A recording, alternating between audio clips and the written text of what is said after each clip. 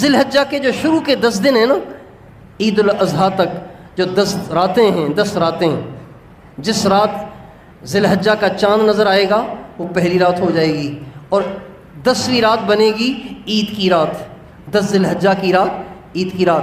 یہ جو 10 راتیں ہیں نا، 10 راتیں، ہمارے نبی کا ارشاد ہے پورے سال میں کوئی نیکی کا کام کرنا اللہ کو اتنا پسند نہیں ہے جتنا نیکی کا کام کرنا ان ایام میں اللہ کو پسند ہے۔ ان ایام میں کوئی سی بھی نیکی کرنا اللہ کو اتنی محبوب ہے، اتنی محبوب ہے، اتنی محبوب ہے کہ پورا سال نیکی کا وہ درجہ حاصل نہیں ہوگا جو ان 10 ایام میں حاصل ہوگا۔ صحابہ کرام نے پوچھا ولل جہاد یا رسول اللہ، یا رسول اللہ اللہ کے راستے میں جہاد کرنا بھی؟ فرمایا نہیں، اللہ کے راستے میں جہاد بھی اگر ان 10 دنوں کے علاوہ اور دنوں میں کیا ہے تو اس دن کی نیکی کے برابر وہ جہاد بھی نہیں ہو سکتا۔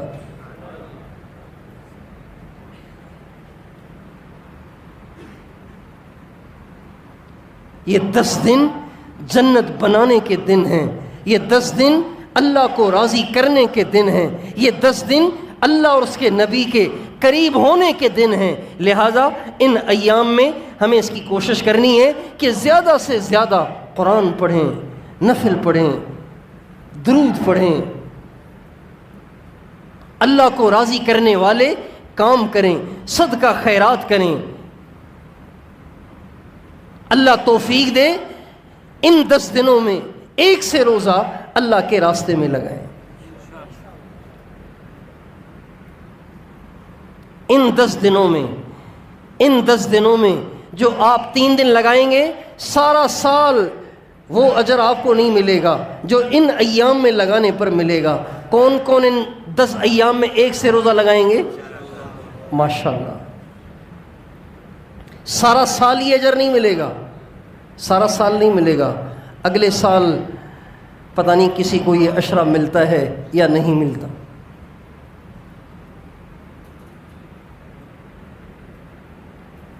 اور ان ایام میں روزے بھی رکھنے چاہیے، ان ایام میں روزے بھی رکھنے چاہیے، خاص طور پہ 9 ذی الحجہ کا روزہ تو واہ واہ بڑا زبردست ہے۔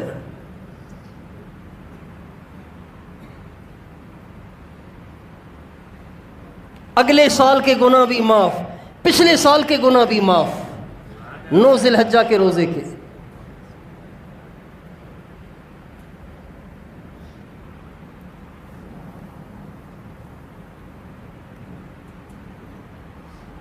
تو ان ایام میں روزہ رکھنے کی بھی کوشش کریں۔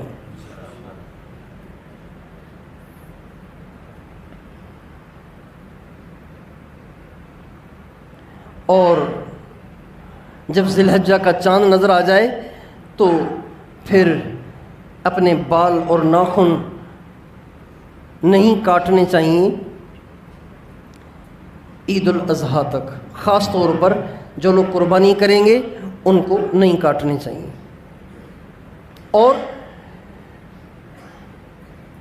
بہت سے لوگ سمجھتے ہیں کہ یہ جو قربانی ہے نا یہ واجب کفایہ ہے، سارے گھر کی طرف سے ایک بکری ذبح ہو جائے تو کافی ہے، بیوی بچے ماں باپ سب کی طرف سے ایک بڑے جانور میں حصہ یا ایک بکری۔ نہیں بھائی، ایسے نہیں ہے، ہر آدمی کی طرف سے الگ قربانی ہے، بیوی پر قربانی الگ ہے، خاوند پہ قربانی الگ ہے، اگر بیوی کے پاس تھوڑا سا زیور بھی ہے نا اس پہ بھی قربانی لازمی ہے۔ جس شخص کے پاس 80,000 روپے کیش یا اس کا سامان ہے اس کو قربانی کرنی ہے، اور اللہ کے حکم کو پورا کرنے کے لیے جو انسان مال خرچ کرتا ہے اس مال کے خرچ کرنے سے مال گھٹتا نہیں ہے، مال بڑھتا ہے۔ اللہ تعالیٰ فرماتے ہیں یمحق اللہ الربا ویربی الصدقات، جب تم میرے نام پہ خرچ کرو گے میں تمہارے مال کو بڑھاؤں گا، اور اگر تم سود میں مبتلا ہو جاؤ گے تو تمہارے مال کو برباد کروں گا۔ یہ قرآن کی آیت ہے۔ سود میں مبتلا ہو جاؤ گے، تمہارے مال کو برباد کروں گا، صدقہ خیرات کرو گے، میرے نام پہ خرچ کرو گے، قربانی کے ایام میں قربانی کرنا، اس کے علاوہ صدقہ خیرات کرنا، اس سے مال گھٹے گا نہیں، بڑھے گا، بڑھے گا۔ بہت سے لوگ ان قربانی کے ایام میں عقل کے گھوڑے دوڑاتے ہیں، اسلام کے احکام ان کو ہضم نہیں ہوتے، اس لیے کہ وہ عقل کے پرستار ہوتے ہیں اور اسلام سے انہیں الرجی ہوتی ہے۔ ہر اسلام کے حکم میں سے کیڑے نکالنا ان کی گندی عادت بن جاتی ہے۔ لہٰذا جب قربانی کے ایام قریب آئیں گے تو بہت سے لبرل قسم کے لوگوں کے میسیجز آپ واٹس ایپ پہ پڑھیں گے کہ بھائی اتنے جانور ذبح کر کے کرو گے کیا؟ اتنے جانور ذبح کرنے سے بہتر ہے کسی غریب، کسی مسکین بیمار کا علاج کروا لو۔ بھائی 10,000 کی بکری ذبح کرنے کی بجائے 10,000 کسی مسکین کو دے دو، وہ بیچارہ قرضہ اتار لے۔ بکری ذبح کرنا کوئی ضروری ہے؟ یہ عقلی گھوڑے دوڑانے والے اس قسم کی باتیں کر کر ہمیں اللہ کے حکم سے ہٹانے کی کوشش کریں گے۔ ہمارے پاس اس کا ایک ہی جواب ہے کہ ہم اللہ کے احکام کو اس لیے نہیں مانتے کہ ہماری عقل اس کو مانتی ہے، ہماری عقل اسے مانے نہ مانے، ہمیں تو وہ کرنا ہے جو اللہ اور اس کے رسول نے کہا ہے۔ عقل پہ تو ہم چلتے ہی نہیں۔ حضرت علی فرماتے ہیں اگر لو کان الدین بالرأی، اگر دین کا تعلق عقل کے ساتھ ہوتا، سمجھ کے ساتھ ہوتا، تو پھر پتہ ہے کیا ہوتا؟ اگر دین کا تعلق عقل کے ساتھ ہوتا تو یہ جو چمڑے کے موزے پہنتے ہیں نا، چمڑے کے موزے، وضو کر کے موزے پہن لیتے ہیں، پھر وضو ٹوٹ جائے تو سارا وضو کر کے پاؤں نہیں دھوتے، پاؤں کے اوپر مسح کر لیتے ہیں اور مسح کرتے ہیں موزوں کے اوپر۔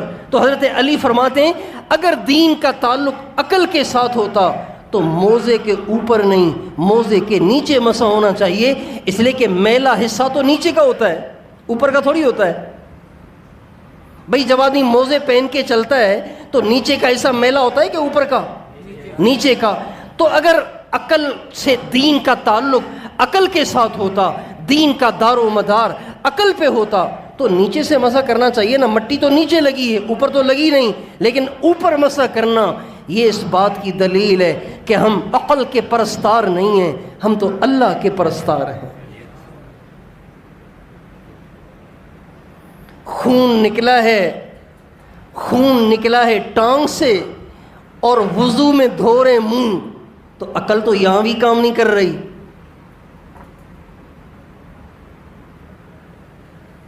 پیشاب نکلا پیشاب کی جگہ سے اور آپ مسح کر رہے ہیں سر پر، عقل تو یہاں بھی کام نہیں کر رہی۔ لیکن ہم عقل کے بندے ہیں ہی نہیں، ہم تو اللہ کے بندے ہیں، اور اللہ پاک نے یہ سارے احکام اسی لیے دیے ہیں کہ اللہ ہم سے اپنی معبودیت کو منوانا چاہتا ہے اور اپنی بندگی کو منوانا چاہتا ہے۔ ان احکام کو کہتے ہیں امور تعبدیہ، یعنی وہ احکام کہ جن کو عقل تو تسلیم نہیں کر رہی۔ بھائی اتنی بکریاں ذبح کر کے کرو گے کیا؟ اتنے گدھے، اتنے بیل، گائے اور بھینسیں اور اونٹ ذبح کر کے کرو گے کیا؟ اس سے بہتر تو یہ ہے کہ جس کے پاس کرائے کا مکان ہے اور کرایہ دینے کے لیے پیسے نہیں ہیں، اس کو پیسے دے دو۔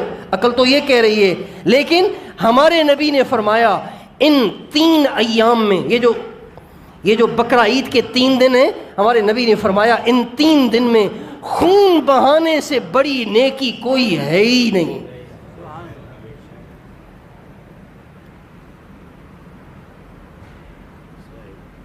خون بہانے سے بڑی کوئی نیکی نہیں۔ آپ 10,000 بے گھروں کو گھر بنوا کر دے دیں، یہ نیکی چھوٹی ہے، خون بہانا اس سے بڑی نیکی ہے۔ 1 کروڑ بے گھروں کو گھر بنوا کر دے دیں، بنگلے بنوا کے دے دیں، ان کو لکھ پڑھ کے رجسٹرڈ کر کے دے دیں، یہ چھوٹی نیکی ہے۔ خون بہانا ان 3 ایام میں بڑی نیکی ہے۔ یہ ہمارے نبی کا ارشاد ہے۔ لہذا ہمیں تو خون بہانا ہے، عقل میں آئے نہ آئے، عقل میں آئے نہ آئے، ہمیں تو کیا کرنا ہے بھائی بتاؤ؟ خون بہانا ہے، یعنی جانور قربان کرنا ہے جس کے ذمے قربانی ہے۔ اور قربانی کے فضائل تو اتنے ہیں، قربانی کے فضائل تو ایسے ہیں کہ جس پر قربانی نہیں ہے نا اس کو بھی کرنی چاہیے۔ سچی بات تو یہ ہے۔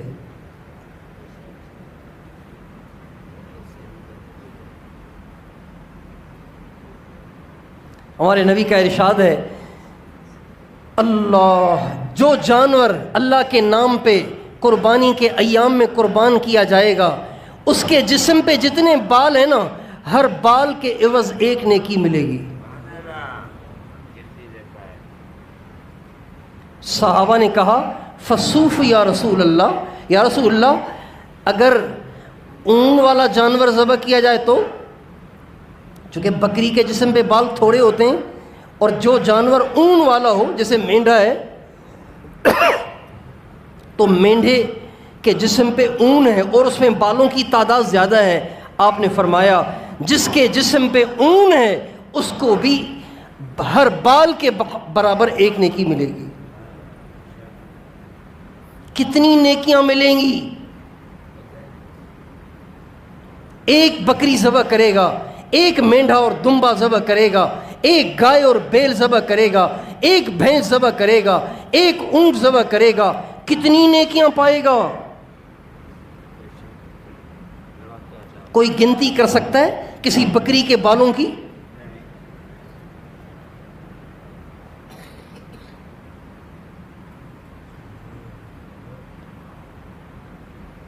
جو غریب ہیں وہ بھی کوشش کریں، کر لیں۔ ہاں غریبوں کے لیے بھی اللہ نے گنجائش رکھی ہوئی ہے۔ بہت سے مدارس نے اجتماعی قربانیوں کا محتاط نظام بنایا ہوا ہے۔ بعض جگہ غیر محتاط نظام ہوتا ہے، بعض جگہ محتاط نظام ہوتا ہے۔ اللہ کا شکر ہے ہمارے علاقے کے جو علماء ہیں وہ محتاط، اہل اللہ اور متقی اور پرہیزگار ہیں، پوری احتیاط کے ساتھ وہ اجتماعی قربانیاں کرتے ہیں۔ تو ان میں بھی قربانیوں کی مختلف کیٹیگریاں رکھی ہوئی ہیں۔ بھائی بڑے جانور میں حصہ، اچھا جانور اس کے حصے کی قیمت زیادہ ہے، اس سے ذرا نچلے درجے کا جانور اس کے حصے کی قیمت اس سے بھی کم ہے، اور ایسا جانور کہ جس کا حصہ آپ لینا نہیں چاہتے، آپ کہتے ہیں وہ مسافر کھا لیں، مدرسے والے کھا لیں، اس کی اور بھی کم قیمت ہے۔ تو جو غریب ہیں اور قربانی کی یہ کھرب ہا کھرب نیکیاں کمانا چاہتے ہیں تو وہ کسی نہ کسی حصے میں ضرور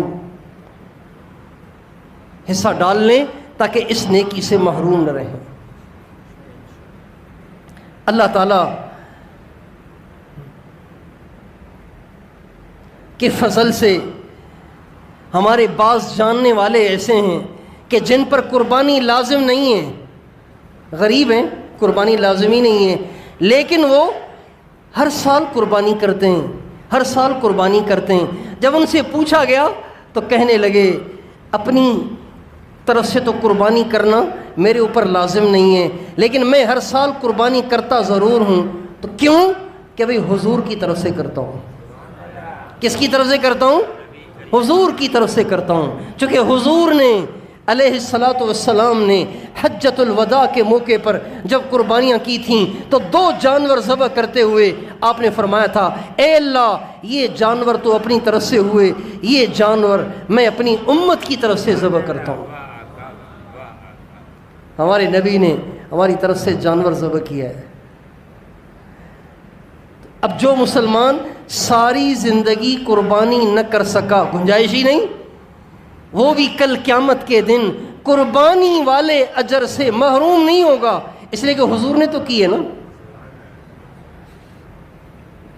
تو بھائی جس حضور نے قربانی کے موقع پہ ہمیں یاد رکھا تو ہمیں بھی حضور اکرم صلی اللہ علیہ وسلم کو قربانی کے موقع پہ یاد رکھنا چاہیے۔ جن کو اللہ نے استعداد دی ہے تو وہ اپنی طرف سے الگ بکری، حضور کی طرف سے الگ بکری، اہل بیت کی طرف سے الگ بکری، صحابہ کی طرف سے الگ بکری، ماں باپ دنیا سے چلے گئے ان کی طرف سے الگ بکری، اور جو یہ نہیں کر سکتے کسی بڑے جانور کو خرید لیں، ان سب کی طرف سے الگ حصہ۔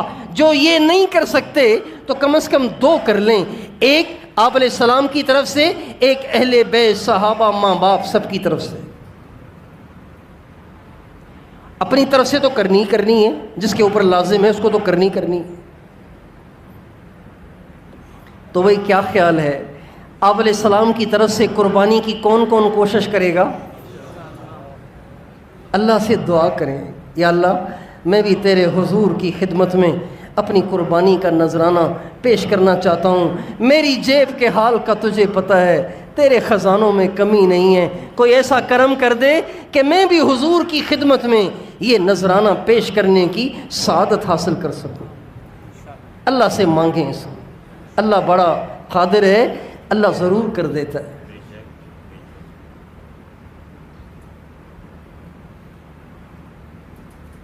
ایک اللہ والے تھے، عید الاضحیٰ کا دن تھا، عید پڑھ کے جب نکلے تو دیکھا ہر طرف خون ہی خون بہہ رہا ہے، ہر طرف خون ہی خون بہہ رہا ہے۔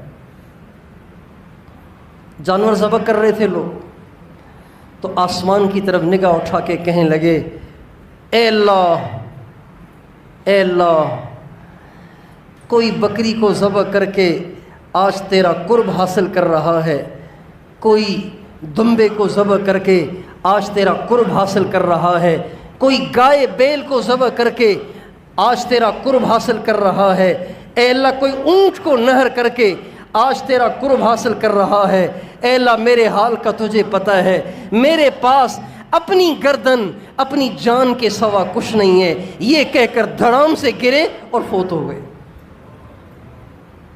اپنی جان کو قربان کر دیا۔ اللہ کی محبت۔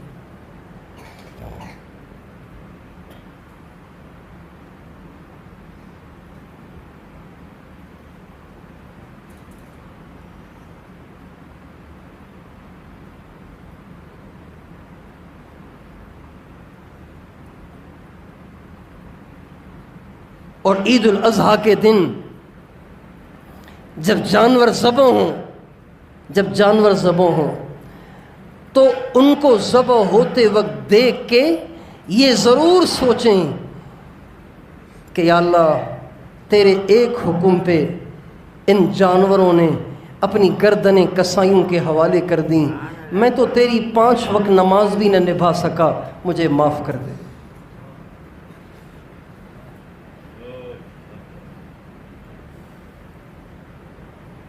مجھ سے تو یہ بکریاں اور مینڈھے اور بیل اور اونٹ اچھے ہوئے جنہوں نے اپنا خون بہا دیا تیرے حکم پہ۔ اللہ نے ان کو تابع کیا ہے نا، ورنہ بیل کو پکڑنا کوئی آسان ہے؟ اللہ سورہ یاسین میں کہتے ہیں وَذَلَّلْنَاهَا لَكُمْ فَمِنْهَا رَكُوبُهُمْ وَمِنْهَا تَأْكُلُونَ، ہم نے ان کو تمہارے تابع کیا ہے، ورنہ اونٹ کسی کو قابو دیتا؟ بیل بھینس کسی کو قابو دیتی؟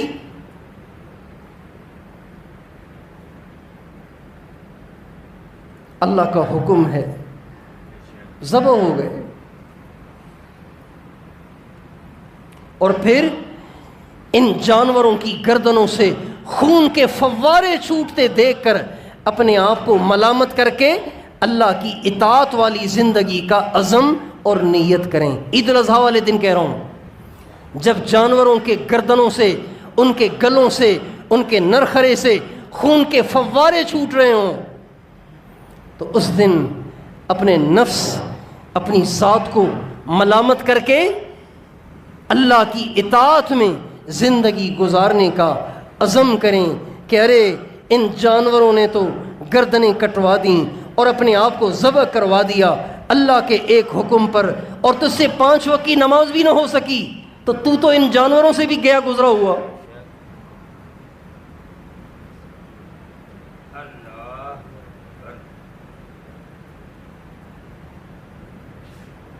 ہائے میرے رب، میں تو اس بکری جیسا بھی نہ ہوا کہ یہ تیری محبت میں قربان ہو گئی، اور میں نے فجر میں اٹھ کے تیرے سامنے اپنی گردن کو کٹوانا کیا، جھکا بھی نہ سکا۔